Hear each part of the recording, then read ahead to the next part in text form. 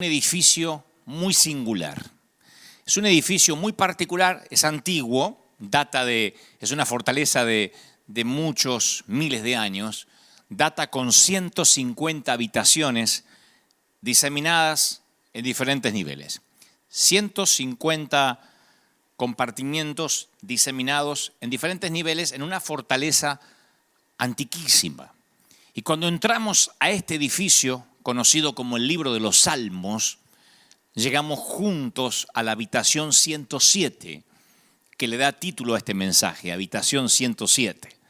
Voy a hablar específicamente del salmo que lleva ese número, el 107. En realidad hay 150 habitaciones diferentes que podríamos recorrer, 150 bitácoras diferentes. Pero esta en particular, la 107, a mí me conmueve, me llena de interrogantes, de preguntas, pero también me da muchas respuestas. Por eso no es una de las habitaciones de todo este edificio que podrías recorrer solo o sola. Es una habitación que tendrías que necesitar mi torpe ayuda como guía. A mí me va a tocar ser tu guía en este recorrido por esta habitación en particular, la 107 del Libro de los Salmos, que si la tienes en tu casa y quieres compartirla conmigo, me encantaría, pero déjame que yo te vaya acompañando en el recorrido, no lo hagas solo. Te pido que te mantengas con el grupo, que no te aísles y por favor, por respeto a los que sufren, no están permitidas las fotografías o las filmaciones dentro de esta habitación.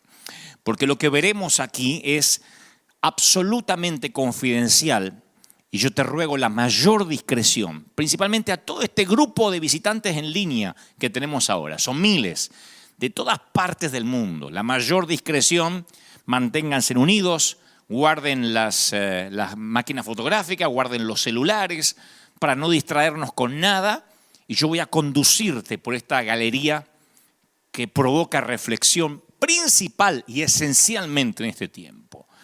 Necesitamos entrar a la habitación 107 del edificio de los Salmos y vamos a quedarnos meditando en algunos cuadros que engalanan las paredes de ese sitio, porque dentro de la habitación 107 hay 4 cuadros, cuatro obras de arte cuidadosamente realizadas por un artista cuya gran inspiración es presentar 4 grandes desafíos de la vida.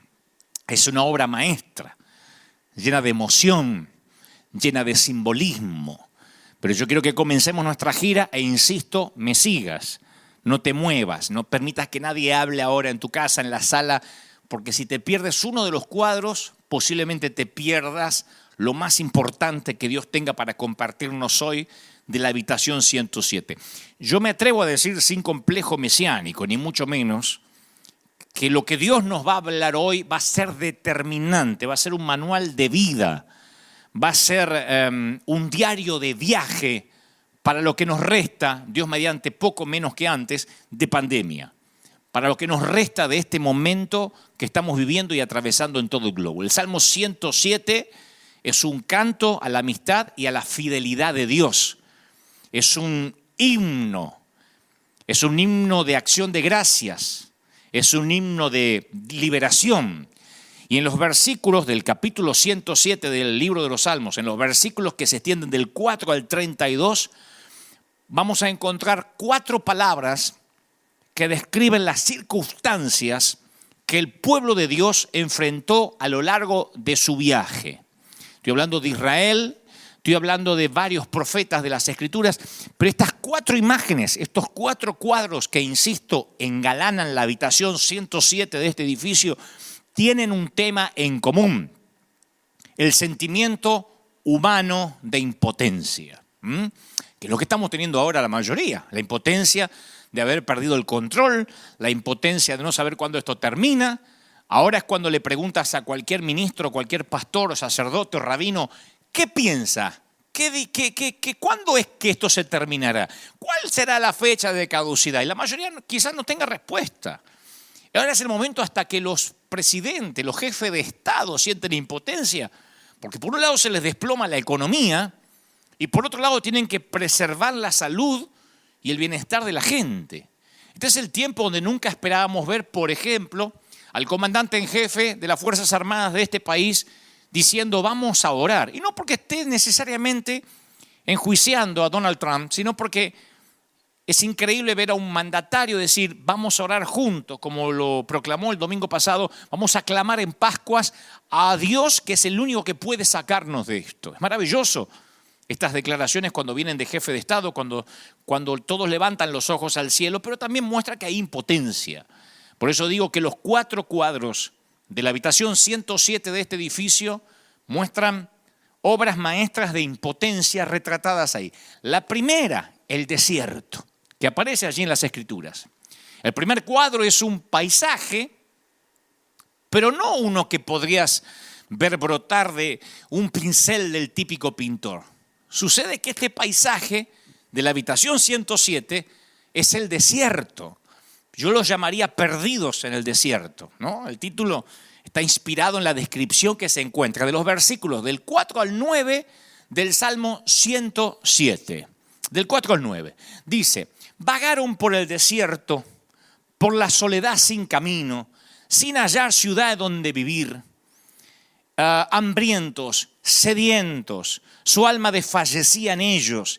Entonces clamaron a Jehová en su angustia y los libró de las aflicciones, los guió por el camino derecho.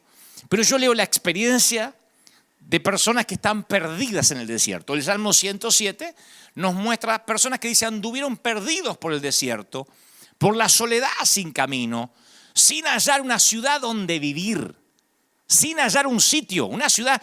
Gente que no tiene una ciudad donde vivir es como digo siempre, un corazón sin techo. Es gente que no tiene un hogar. Yo me siento sediento solo de leer esas palabras, porque para algunos el desierto en este momento es la soledad. Por eso digo que el primer cuadro de esta habitación es el desierto. Otros el desierto es la rutina fútil, la rutina de todos los días es un desierto. Otros se pierden en un desierto de afluencia, el cual resulta ser una tierra a veces más árida y sedienta de lo que ellos esperaban. Pero el libro de Génesis nos muestra desiertos, el libro de Éxodo nos muestra desiertos, Deuteronomio nos muestra desiertos y casi hasta Apocalipsis hay desiertos. Particularmente el primer libro de la Biblia termina con una sola familia, tan pequeña, de modo que la Biblia enumera los nombres de todos los hijos. Así termina el libro de Génesis. Y el libro de Éxodo comienza con una muchedumbre de israelitas que están trabajando como esclavos bajo el gobierno del hostil faraón. Entonces, siempre me pregunté en este tema de desierto, que en ningún lugar se halla el relato de lo que sucede de los 4 siglos del medio. Yo nunca escuché sermones sobre la brecha que hay entre Génesis y Éxodo. Porque cuidado, voy a decir algo que los teólogos ya saben, pero que no todo el mundo tiene que dar por sentado. Cuando termina Génesis, no sigue de manera lineal con el capítulo 1 de Éxodo. 4 siglos pasaron en el medio. Primero termina con una pequeña familia, Génesis, y después cuando volvemos a ver la historia, hay miles de judíos trabajando como esclavos bajo el faraón. Y durante un periodo que comprende casi el doble de tiempo de la existencia de los Estados Unidos, para que tenga una idea, el cielo permaneció callado.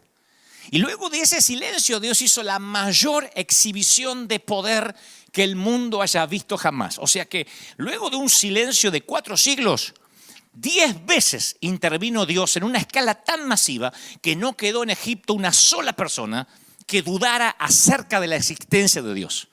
Miles de millones de ranas, piojos, moscas, piedras de granizo, langosta demostraron de manera empírica que el Señor era real. Y durante los 40 años siguientes Dios los llevó, dice la Biblia, como un padre que lleva a su hijo. 40 años después que Dios demostró su poder, de modo que en Egipto nadie podía dudar que el Dios de Moisés era Dios. Después de eso, Dios encima, como bonus, los alimenta, los viste, les planifica el itinerario al pueblo de Israel todos los días, pelea sus batallas. Dios salió del silencio, habló con voz audible, se hizo visible. Y esto es lo que quiero destacar. El poder consigue todo menos el amor. Ningún despliegue pirotécnico de omnipotencia pudo hacer que Israel confiara en Dios. Y esto se ve hasta hoy. En cualquier campo de concentración, los guardias tienen un poder casi ilimitado. A base de la fuerza, un guardia puede lograr que la gente renuncie a su Dios. Lo hemos visto hasta en los genocidios. Que maldiga a su familia. Un guardia a base de la fuerza puede lograr que el prisionero mate a sus seres queridos. Puede lograr que coma estiércol, que pierda la dignidad por completo. Pero una sola cosa, un guardia no puede lograr de su prisionero, que lo ame. Nadie puede obligar a nadie a amar, porque el amor no opera bajo las reglas del poder. Por eso el Señor se resistía a hacer milagros. Y cuando los hacía, decía, no cuenten nada, yo no vine para esto. Por eso el Señor no hacía grandes cruzadas de milagros. Tú puedes poner en fila a todos los predicadores de sanidad y hacer una gran cruzada de milagros. La gente no se enamorará de Dios. Los testimonios de los milagros reafirman la fe de los que creemos, pero no hace que el incrédulo corra arrepentido amando al Señor.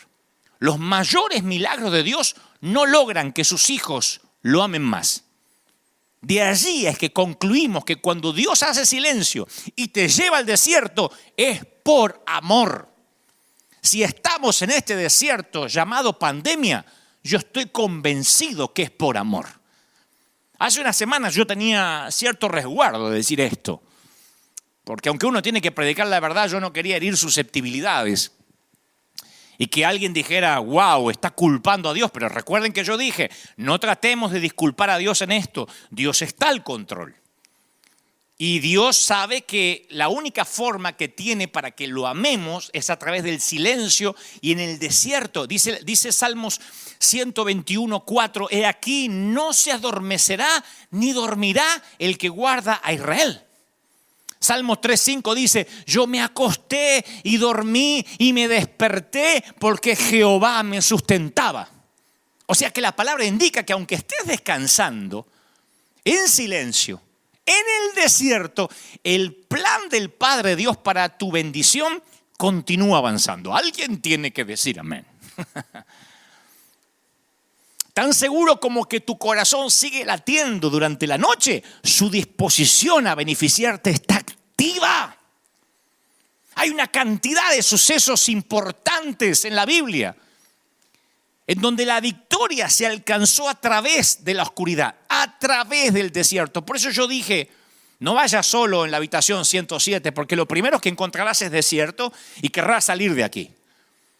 Pero esto no es una ópera prima de Dios, que por primera vez muestra el cuadro del desierto en la habitación 107. No, la creación de la luz irrumpió en el caos de la oscuridad, del desierto. Cuando Dios hizo los cielos y la tierra. Jacob luchó durante toda la noche en el desierto. La liberación de Israel en la Pascua ocurrió de noche. La batalla de Gedeón comenzó en la mitad de la noche. La cruz de Jesús quedó inmersa en un cielo negro y oscuro, aunque era mediodía. Es como le decimos a los chiquititos, a los hijos. Hijos, los tiempos de oscuridad son para que descanses. Mi nena dice, no apague la luz, no apague. La oscuridad es para que descanses.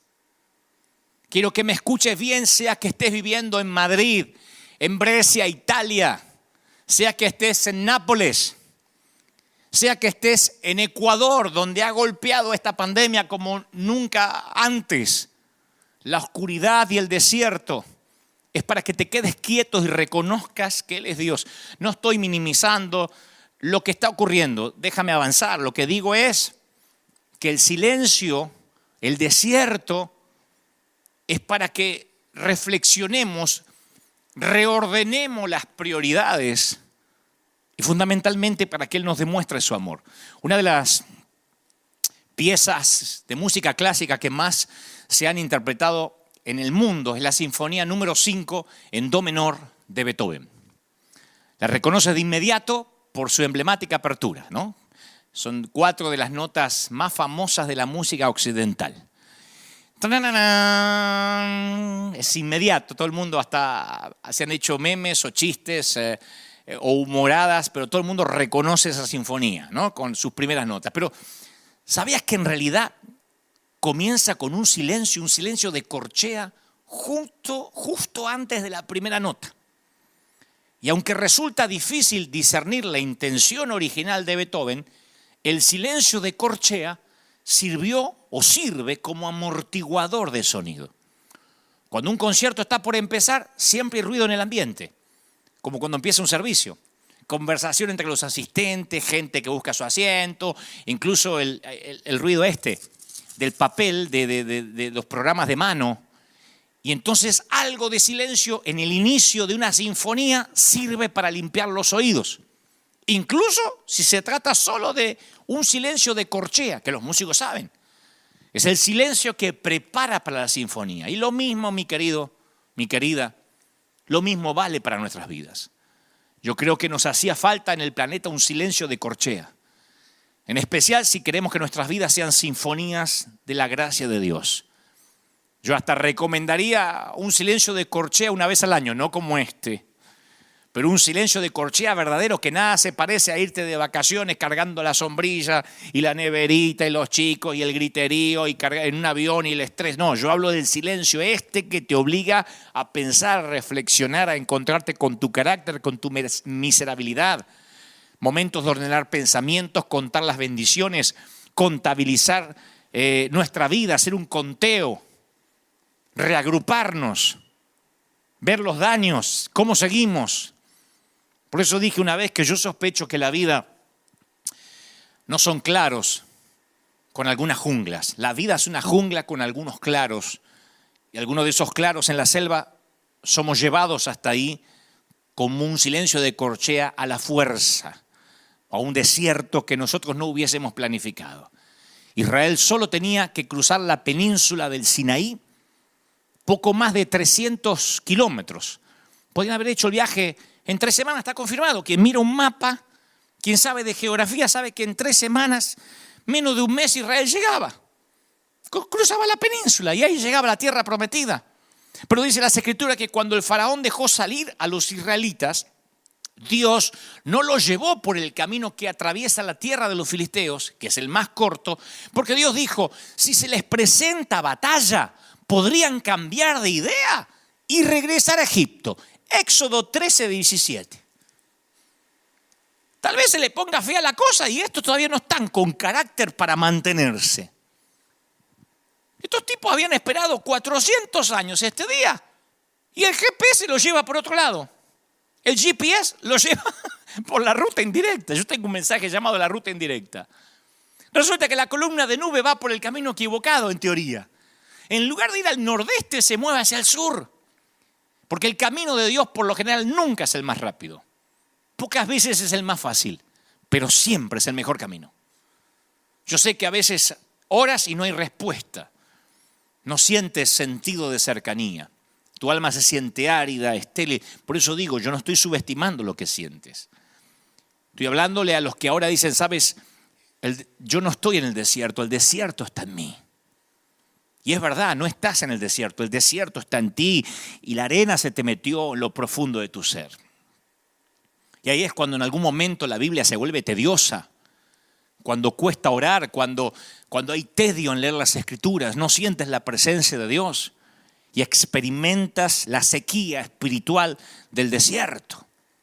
Si recuerdas algo de gramática o de lenguaje, alguna vez aprendí, todavía me lo estaba acordando esta semana, que hay palabras que son opuestas, pero que se combinan en una misma frase y eso conforma un oxímoron. No sé si alguien se recuerda del colegio. Oxímoron. A nosotros nos decía la maestra, son cuando dos palabras opuestas concuerdan en una frase, pero leídas parece una contradicción. Como por ejemplo, pequeño gigante. ¿Quién no han dicho, este es mi pequeño gigante?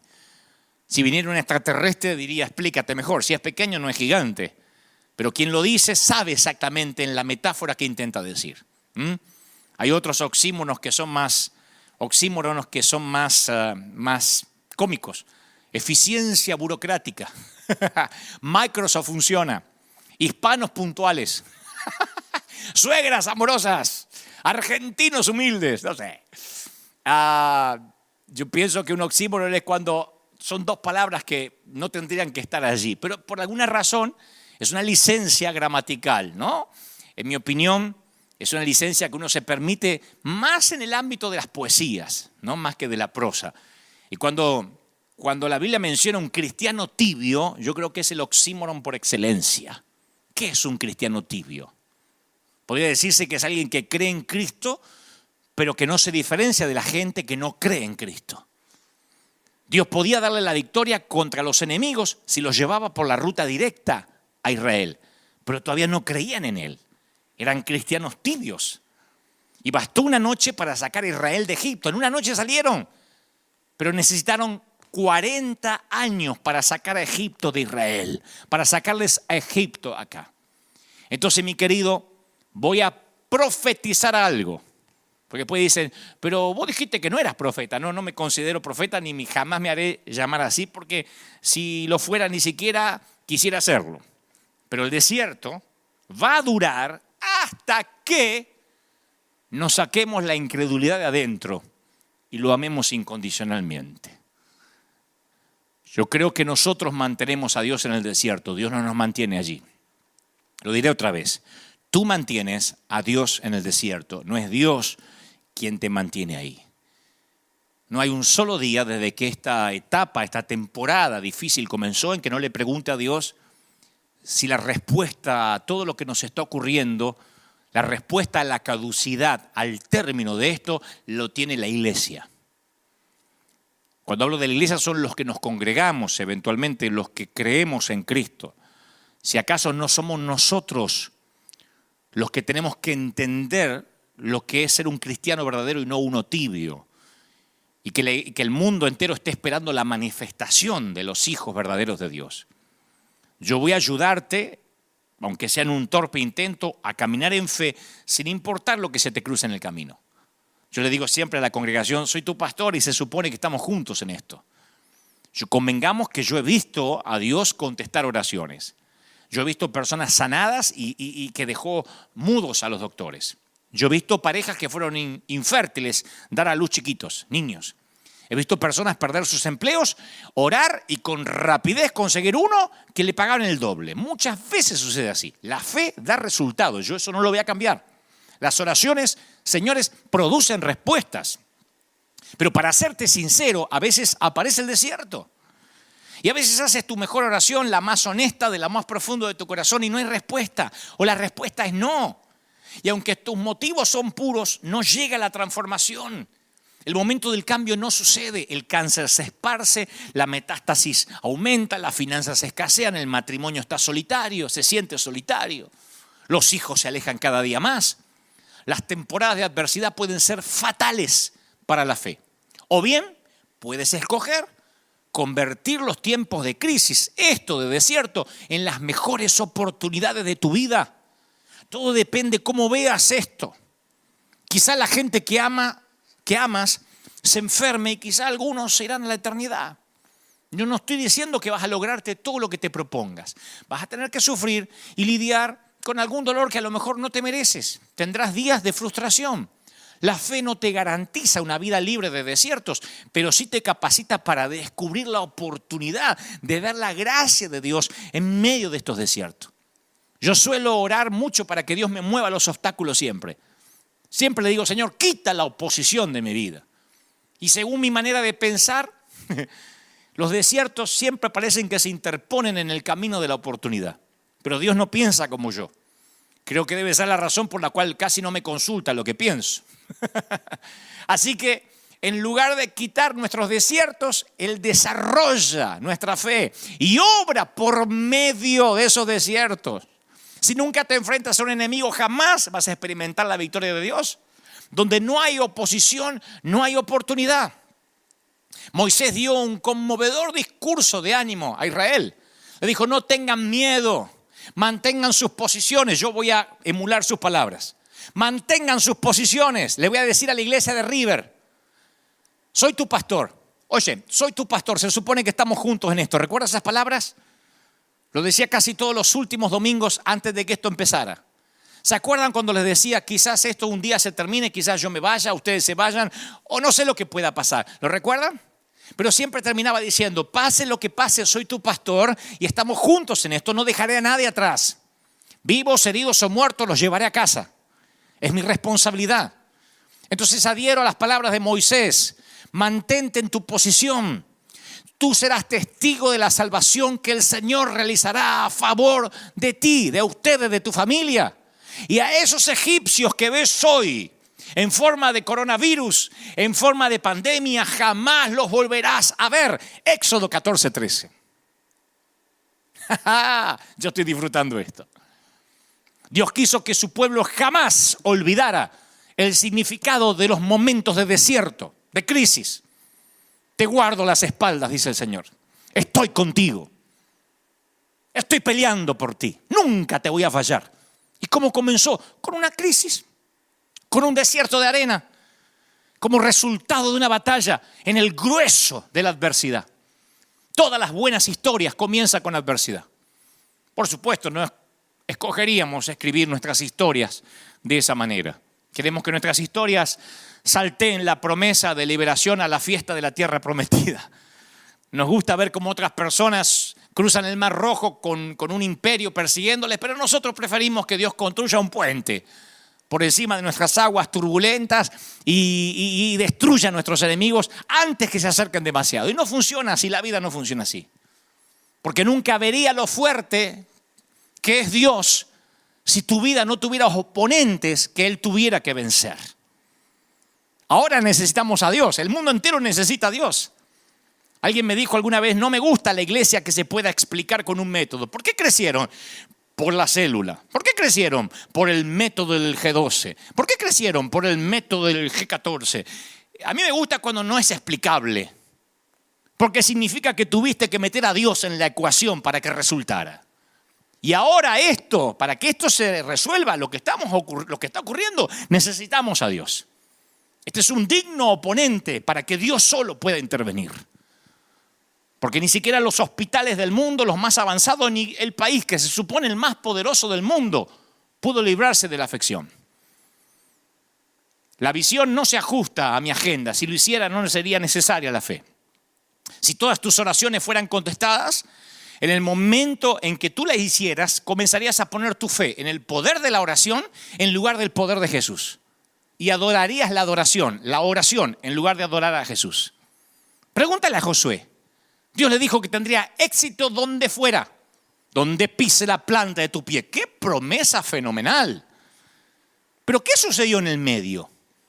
Tenemos que tener en cuenta la incertidumbre, la ansiedad, los cambios, el sacrificio que vinieron incluidos en el paquete. La historia detrás de la gloria. Eso se denomina proceso. Entre la promesa y la paga siempre hay un proceso. Sin el proceso no hay progreso. Si no sabes cómo procesar el proceso, es probable que no logres llegar a tu tierra prometida.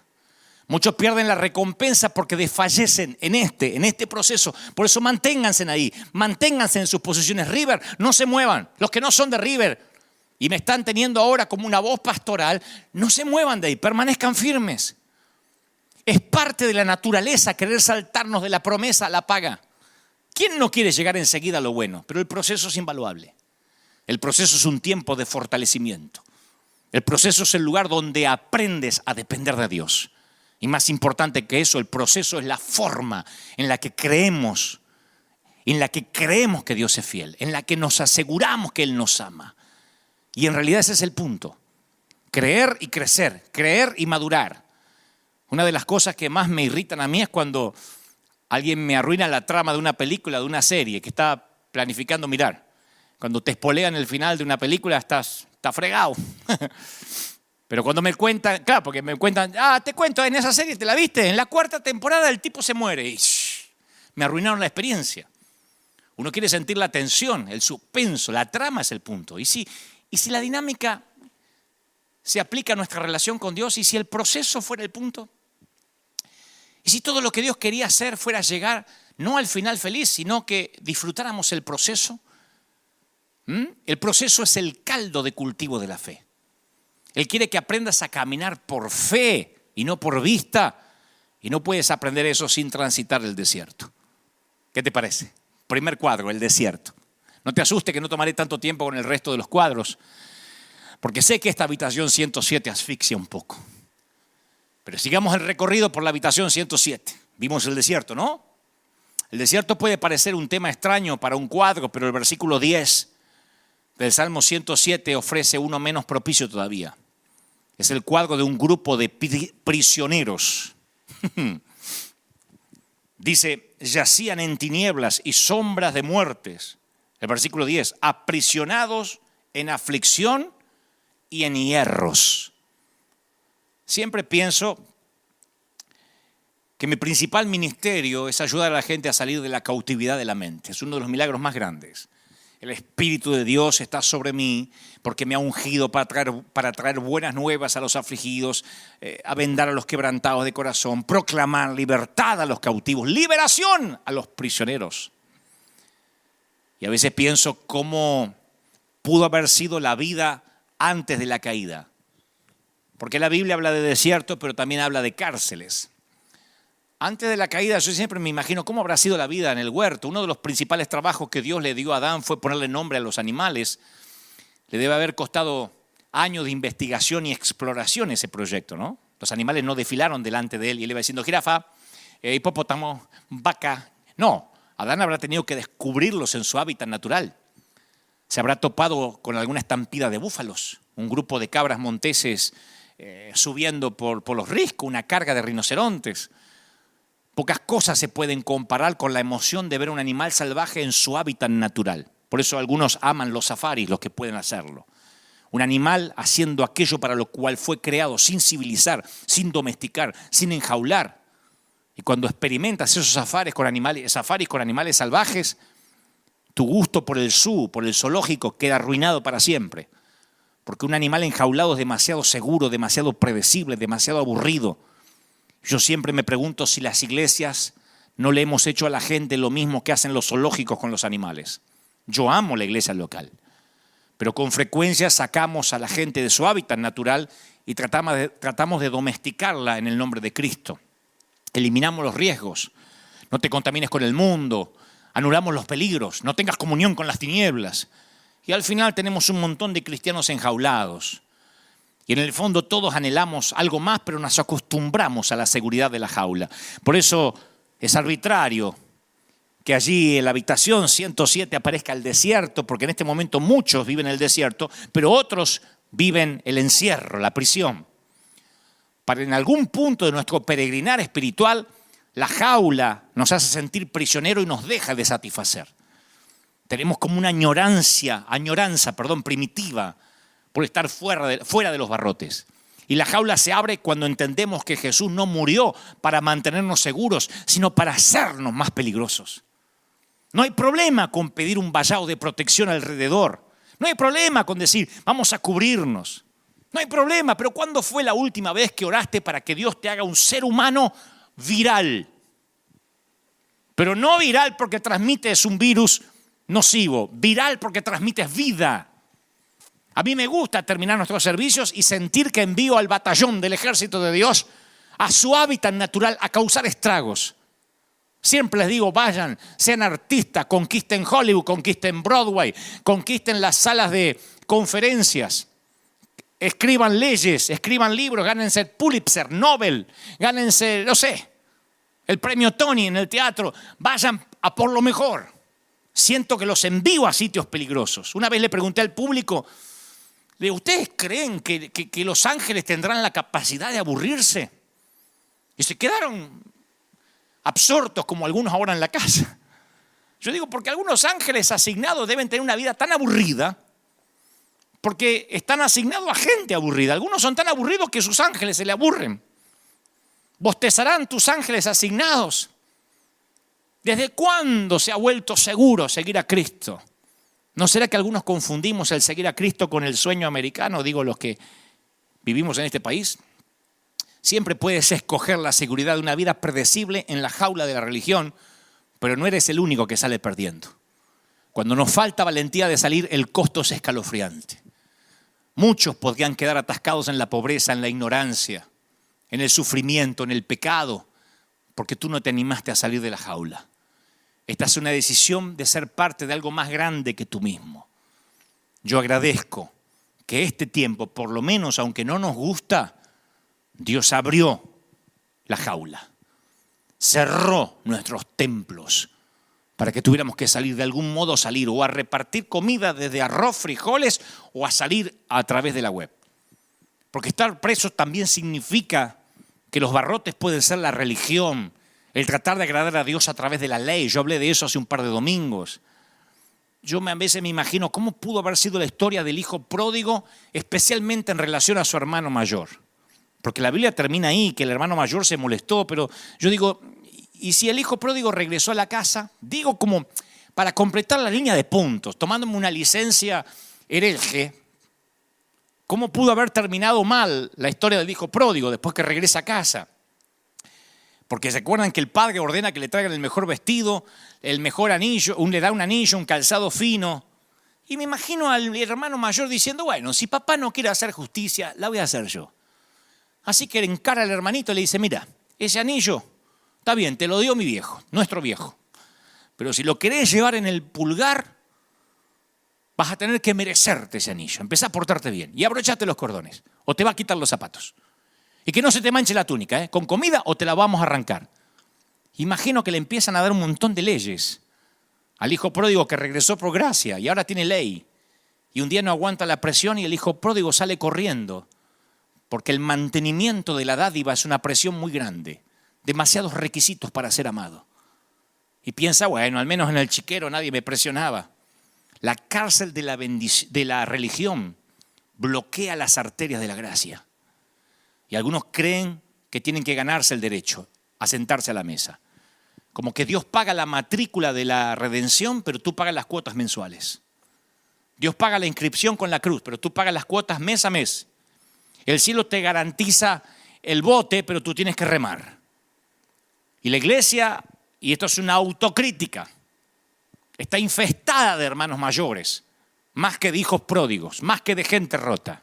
Las redes sociales están infestadas de hermanos mayores, enfermos de celo por los pródigos. Y cada vez que los hermanos mayores te empiecen a decir en dónde debes ponerte el anillo, póntelo donde quieras y dile, por la gracia de Dios soy lo que soy. 1 Corintios 15:10. Por la gracia de Dios soy lo que soy. No sé si alguna vez, hablando de zoológico, viste una vez le conté acá a la gente, si vieron en el zoológico a los monos quitándose los piojos uno al otro. Horas se pasan los monos quitándose los piojos. Y a veces pensamos que ese es nuestro llamado. Sacar nuestra lupa, pincitas e intentar eliminar el último rastro de naturaleza pecaminosa ajena. Le llamamos celo por la sana doctrina. Vamos a ver los piojos del otro. Hay gente que ahora me mira para ver si tengo piojos y me los quiere sacar. Y mientras tanto el mundo que nos rodea necesita desesperadamente la gracia de Dios. La gente está hambrienta de lo que tenemos. Pero estamos demasiado enfocados en nuestros pecados como para darnos cuenta, demasiados presos en nuestras cárceles. Hemos sido cristianos enjaulados por décadas. Creemos que tenemos que ser perfectos si queremos ser eficaces y eso no va a ocurrir en este planeta. Si ocurriese seríamos insufriblemente arrogantes. Estamos en el mismo proceso que todos los demás pecadores del mundo. Deja que Dios te use sin importar en qué parte del proceso te encuentres, desierto o cárcel. Y no me malentiendas, no estoy excusando el pecado. Pero la autoperfección no es la meta de la existencia humana. La relación con Dios sí lo es. Sé que lo que estoy diciendo suena alarmante porque como cristianos hemos pasado mucho tiempo examinando nuestras faltas e intentando arreglarlas. Pensamos que si nos relajamos con la santidad podemos caer en el pecado. Me escriben a veces, no se deslice, hermano, cuidado, no se deslice.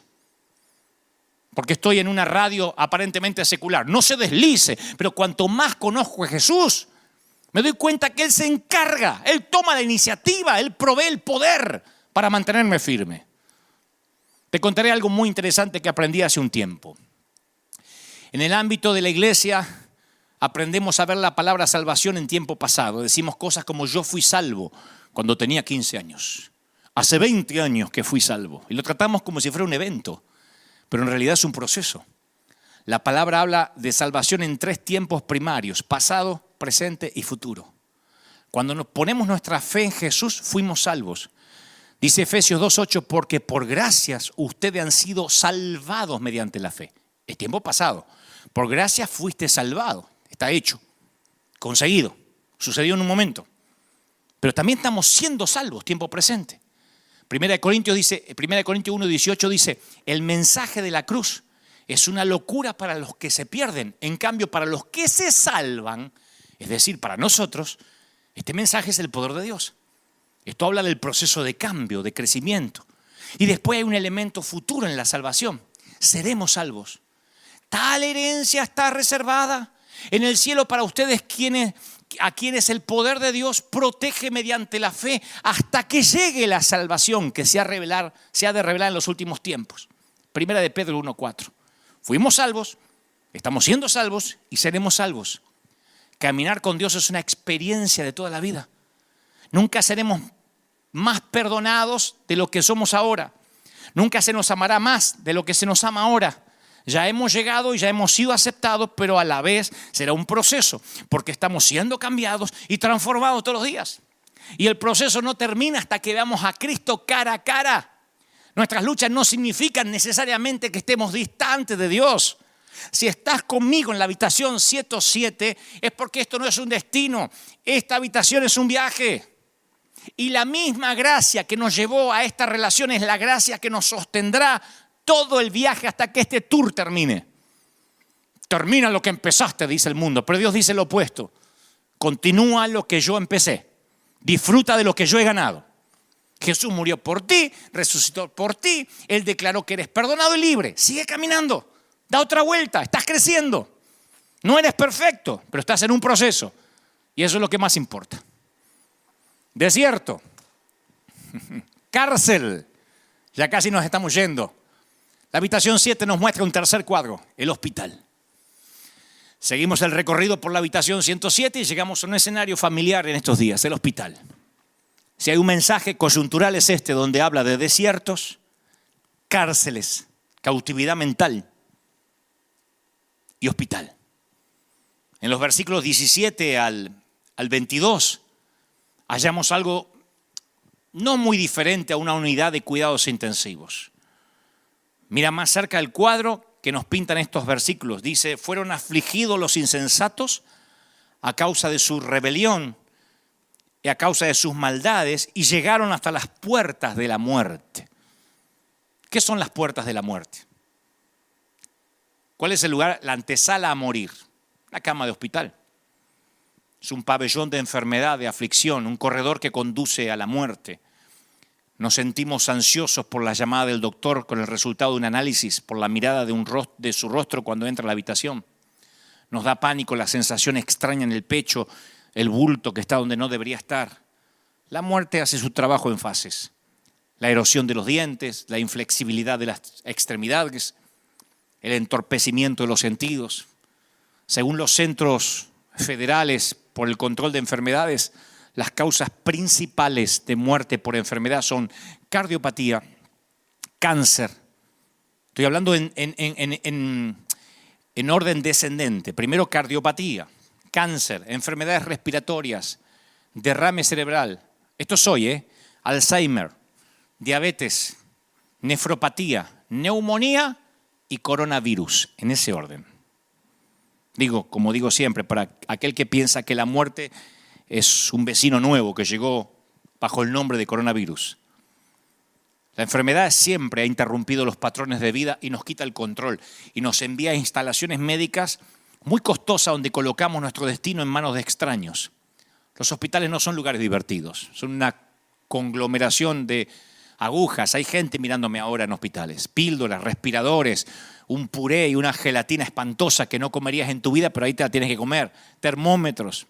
Sin mencionar la ausencia de privacidad, donde todo el mundo te ve, donde todo el mundo entra. Si estás orinando en una bolsa, se ve el color de tu orina. Mi pregunta cuando llegue al cielo, me dará lo mismo si mi bata es blanca, azul o negra. Lo que pido, por favor, es que me den una que no esté abierta por detrás. Siempre digo que a veces queremos que Dios haga la obra rápido, que nos sane, que nos saque del desierto, que nos saque de la cárcel, que nos saque del hospital. Y aquí están esos cuadros en este lugar. y están por una razón primordial, que entendamos que son parte de la travesía. La Biblia menciona que Dios sana a Ezequías, le regala 15 años más de vida. No usaré tiempo para contar la historia. Un hombre que se está por morir, el profeta dice, vas a morir, pon tus cosas en orden, clama a Dios, y Dios le regala 15 años.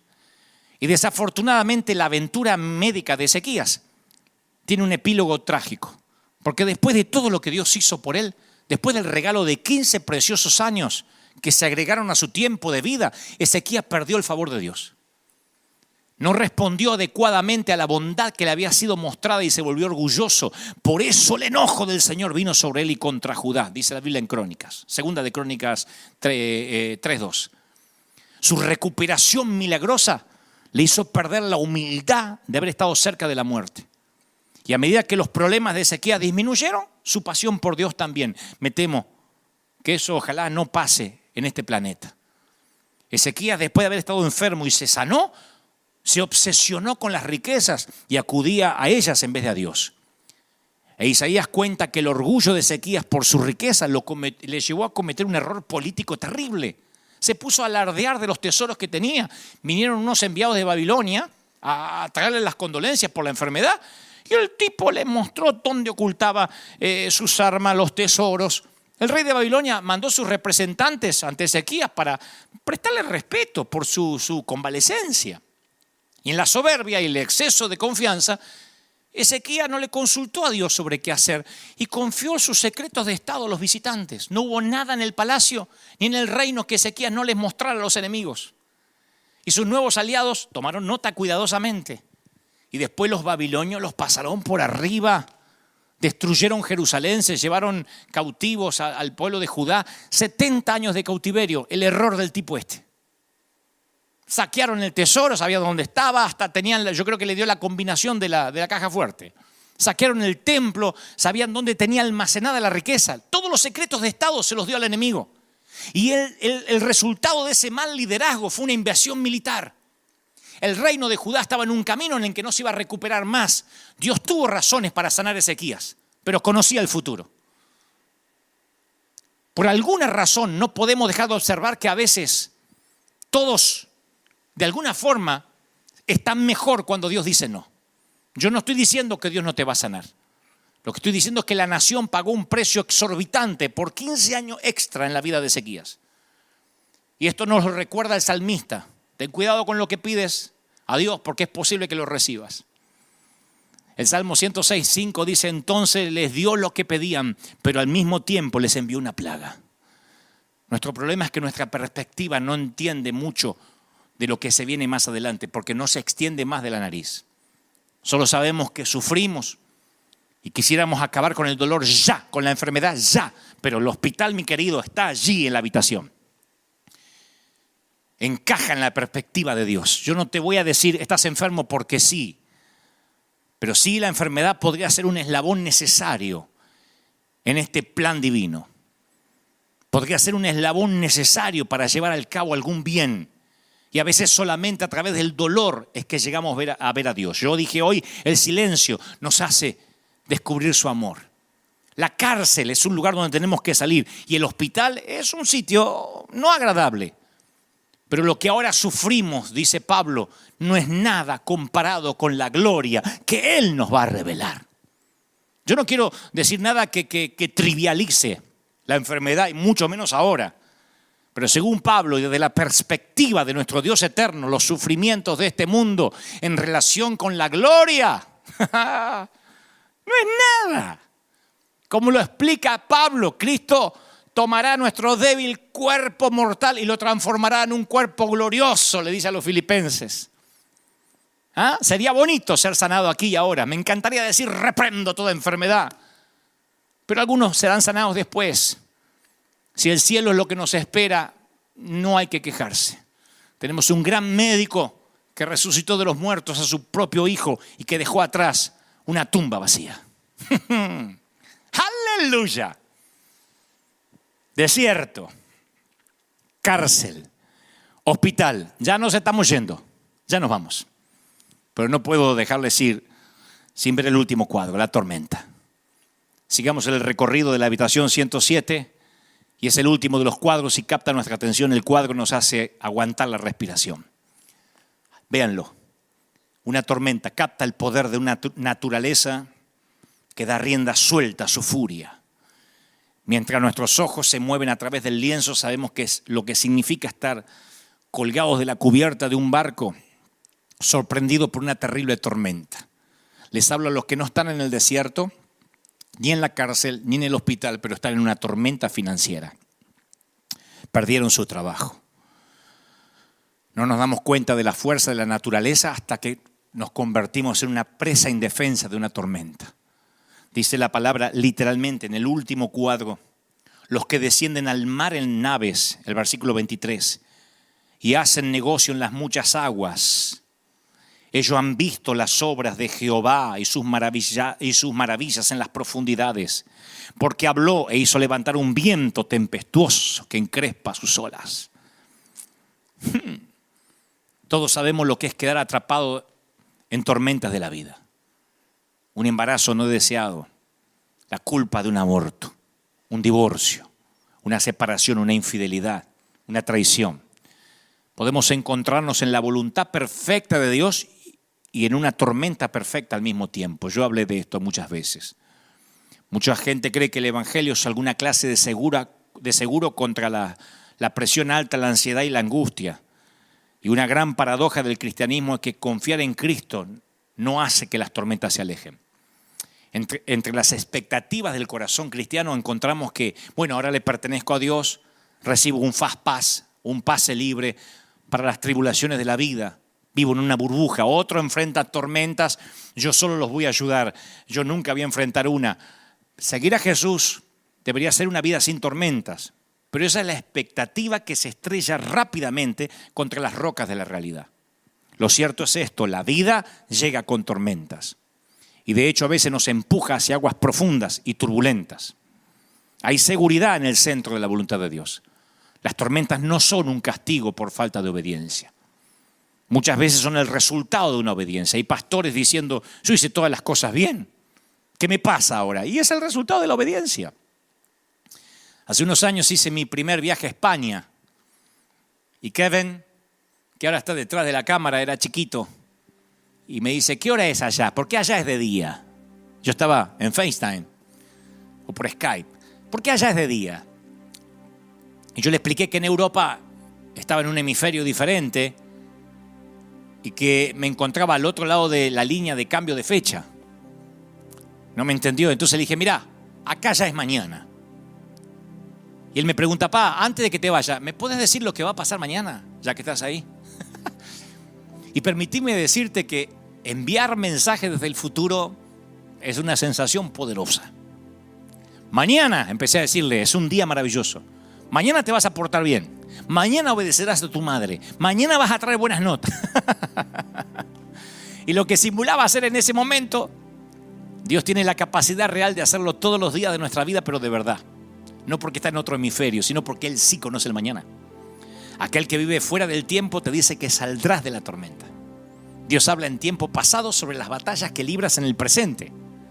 Siempre o habla del futuro sobre las batallas que vives hoy. Ya pasó, te dice Dios.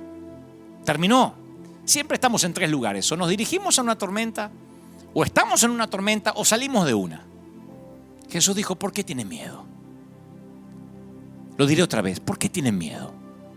Oigan, los que tienen a Cristo, ¿por qué tienen miedo? ¿Todavía no tienen fe? Los discípulos estaban aterrados. ¿Quién es este hombre que calma el viento y las olas? Jesús fue más amable con sus discípulos que lo que fue con el viento. Reprendió al viento, pero a ellos les dijo dulcemente, ¿por qué tienen miedo? ¿Por qué no tienen fe? Y con esas preguntas Dios revela una verdad espiritual clave. Lo opuesto a la fe no es la incredulidad. Lo opuesto a la fe es el miedo. La fe engendra valor. La incredulidad engendra temor. Si Dios tiene que usar cada tormenta que amenace tu velero, lo hará porque está determinado a que se nos vaya el miedo.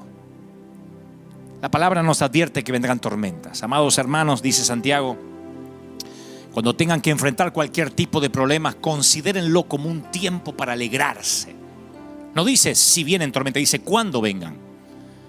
La Biblia nunca promete cielos despejados, aunque algunos tengan problemas para entender esa idea. Cuando el cielo se oscurece, podrías preguntarte si deberías meterte en la barca con Jesús o quedarte en la playa para evitarte la tormenta. Pero esa opción es falsa. Tú no decides si la lluvia llegará. Tú lo único que decides es si te llevas paraguas o no. El hecho más indiscutible de tu vida es que Dios está contigo. El único seguro contra tormentas es edificar sobre la roca. Lo dije el domingo pasado. Es el único fundamento a prueba de tormentas. Que rujan los océanos, que hagan espuma, que tiemblen las montañas, que suban las aguas. Yo confiaré en Dios. Salmo 46. Y terminamos el tour por la habitación 107. El primer cuadro, señoras y señores, nos mostró, ahí está, a errantes en el desierto. Personas que no pueden encontrar casa ni hogar. Pero dice la habitación 107, y los dirigió por camino derecho para que sean ciudad habitable. ¡Qué lindo! ¡Qué lindo! Ciudad habitable. Describe esperanza, paz para aquel que estuvo en el desierto y la arena le lastimó el alma. Segundo, la prisión oscura. ¿Qué les va a pasar a esos cautivos? Alguien viene, abre sus celdas y les deja ver otra vez el sol. Y los sacó de las tinieblas, de la sombra de muerte, y rompió sus prisiones. Todo eso está en el Salmo 107, versículo 14.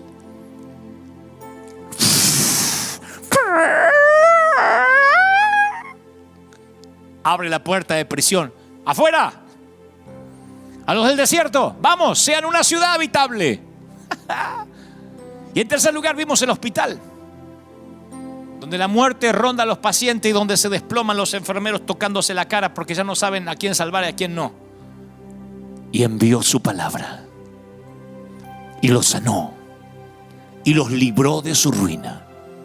Salmo 107, 20. Y los sanó, sea que te sane ahora o la sanidad esté allá. Te libró de tu ruina. Lluvias torrenciales o desierto, calabozos o enfermedad. Los datos específicos de la crisis no importan, son irrelevantes. El versículo 30 de la habitación 107 termina diciendo: y los guió al puerto deseado, al puerto que deseaban, dice una versión. El Señor no liberó a la gente del desierto, de la cárcel, del hospital y de la tormenta solo porque sí. Los llevó donde necesitaban ir.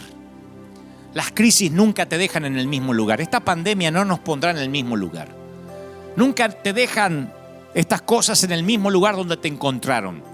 Los que amamos y confiamos en Dios a través de los peores momentos, los que somos receptivos a escuchar qué es lo que Él quiere decirnos, encontramos que nuestro corazón ya empezó a cambiar.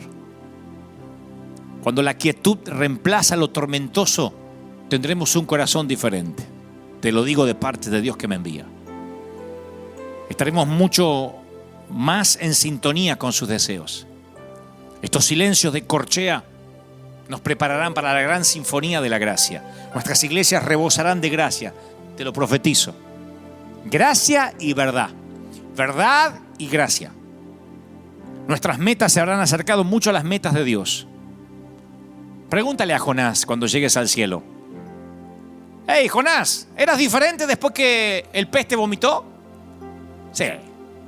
Dios cambia nuestras intenciones en medio de estas crisis.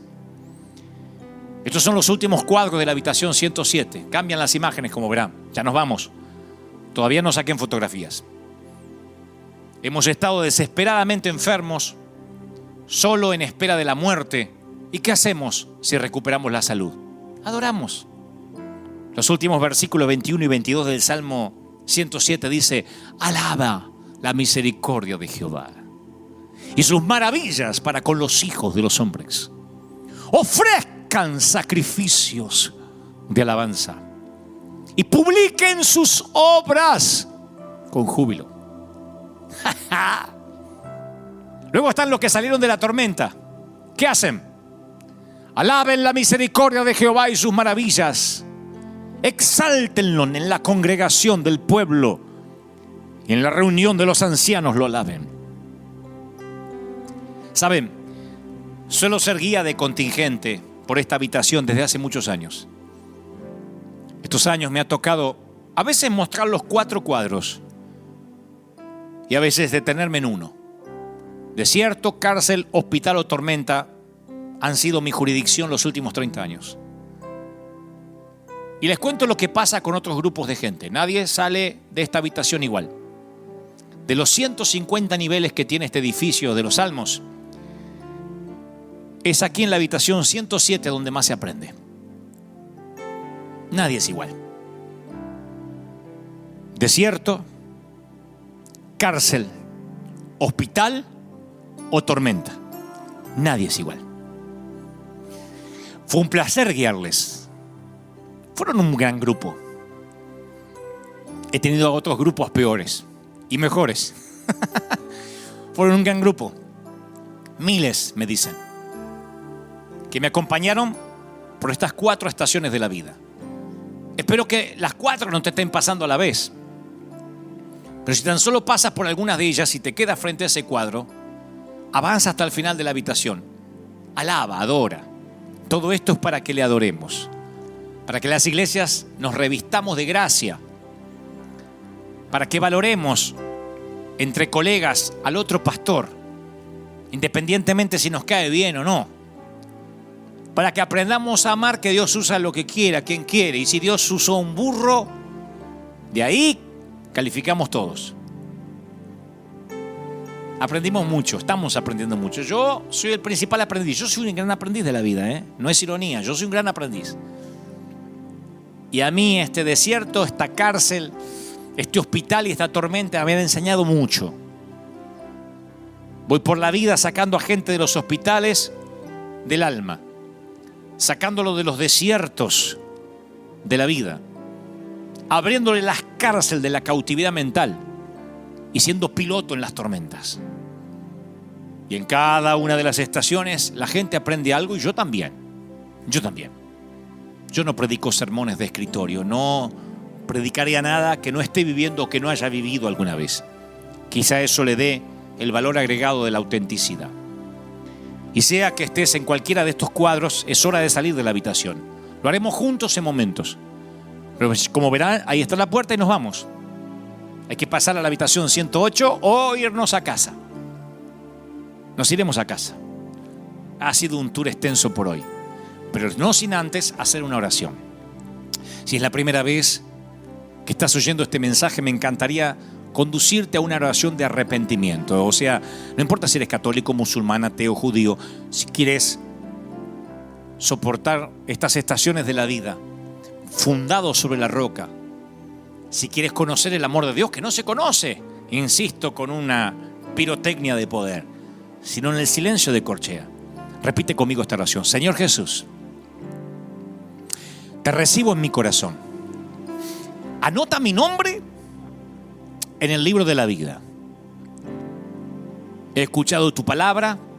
Repite por favor. ¿A dónde estás en tu casa? He escuchado tu palabra y sé que me has hablado a mí. Arreglaste una cita para hablarme. Perdona mis pecados. Gracias por morir por mí en la cruz. Gracias por morir por mí en la cruz. Anota mi nombre en el libro de la vida. Amén y amén. Así de sencillo es salir de la habitación 107 con corazón agradecido, agradeciendo por el proceso y casi llegando a la tierra prometida. Y al resto, a todos los que ya tenemos a Cristo y a los que se acaban de unir hace un momento con esta oración, siempre digo lo mismo. Ha sido un placer ser tu guía turístico hoy por la habitación 107. Si me permites, vamos a salir de aquí. Cuando escuches la música ya estaremos saliendo de este querido salmo escrito por la pluma de quien pasó cada una de esas vicisitudes. Me encantó estar allí. Oro por ti, que Dios te bendiga. Oro ahora especialmente por los que están atravesando un desierto. de soledad, de quietud, un desierto donde la arena le está lastimando el corazón, desiertos de divorcio, de separación, de traiciones, desiertos de rencor. Yo oro, Dios, para que ese desierto sea parte del proceso y Dios se valga para que llegues como un soldado a tu tierra prometida en lugar de corazón de esclavo. Yo creo, declaro que ese desierto te bendice. Oro ahora por los que están en cárceles, por los que esta pandemia les abrió la cabeza, por los que nunca hubiesen oído a lo mejor un mensaje como este. Pero aquí estás, aguantando a este flaco que antes no soportabas y por alguna razón hoy Dios utilizó a este burro para que tú abras tu mente, para que ensanches las estacas del sitio mental. Y sé que Dios quitará a muchos que están presos, a muchos que tenían esclavitud religiosa. Oro para los que están en cárceles, en cautividad mentales, amarradas a la religión o a una doctrina falsa. Oro por los hospitales, oro por aquellos que ahora están debatiéndose literalmente entre la vida y la muerte, por los que tienen seres queridos, los cuales no se pueden despedir, los que tienen angustia por las noches, por los que se están yendo en una hora impensada. Yo oro por las largas y frías noches de hospital, por esas noches intensas, Señor Jesús. Ahora tu sanidad sea aplicada, tu sangre sobre aquellos que necesitan sanidad. Y finalmente oro por los que atraviesan tormentas financieras, familiares, lo que estas cuarentenas han hecho que estén en aguas turbulentas. Dios es el Dios de las tormentas. Él es el Señor que creó las olas, por cuanto también puede decir: viento, detente; mar, aquíétate. Yo creo que eso está ocurriendo ahora, que los vientos se aquietan, que las olas se calman y los tiempos de marea baja vienen sobre tu vida. Bendigo, Dios, a todos los que están oyendo, mirándome desde cualquier punto de las 4 esquinas de este planeta, de los 5 continentes. Los bendigo en el nombre del Padre, del Hijo y del Espíritu Santo. Amén y amén. Gloria al Señor. Que Dios te bendiga. Gracias por aguantarme. Que Dios te guarde. Que Dios te dé favor. Nosotros nos vemos en las redes. A los de Argentina.